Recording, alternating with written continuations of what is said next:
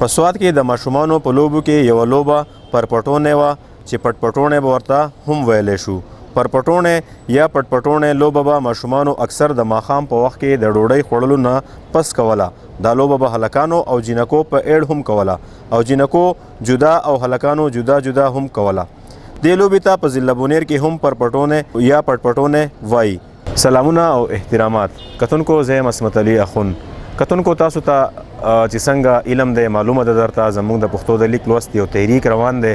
غواړو چې د پښتو لیکل او لوستل چې دی هغه عام شي او خصوصا زموږ د پښتنو زموږ د قام په بچو کې عام شي، ځکه زموږ د قام بچي چې دي هغه چې رالویږي نو هغه د پښتو لیکل یا لوستل نشي کولی.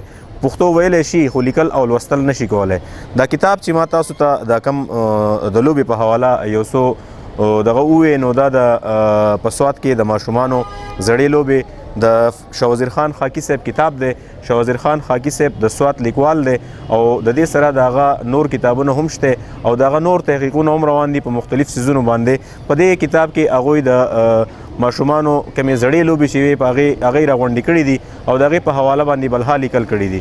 نو مقصد یو دا دی چې د دې لوبو نه تاسو هم خبر کړو. دا کتاب زموږ سره د لیکوال په لایبرري کې پروت دی. که څوک کتل غواړي نو زموږ نه دا ترلاسه کولی هم شي او که ستاسو په سیمه باندې داسې لوبې چې د هغې نه زموږ ماشومان نه خبر یا د هغې نه موږ نه یو خبر نو هغه زموږ سره د لیکوال په پاڼه باندې د میسج په ذریعه باندې هغه زموږ سره شریک کولی شئ. ګرانو ملګرو، دا کتاب چې دی د شاه وزیر خان خاکي صاحب دا ډېر قیمتي کتاب دی ځکه په دې کې هغه لوبې دي کوم چې زموږ پخواني ماشومانو کولې. هغه لوبې چونکې اوس هم شته خو د منډې په دې دور کې ماشومان هغې لوبو ته وزګار نه دي. نو که دا کتاب څوک کتل غواړئ نو زموږ د لیکوال د ویب پاڼې په ترو باندې د میسج په ذریعه باندې موږ ته میسج کولی شئ. دا کتاب زموږ نه تاسو ترلاسه کولی شئ. ډېره زیاته مهرباني. د الله په امان.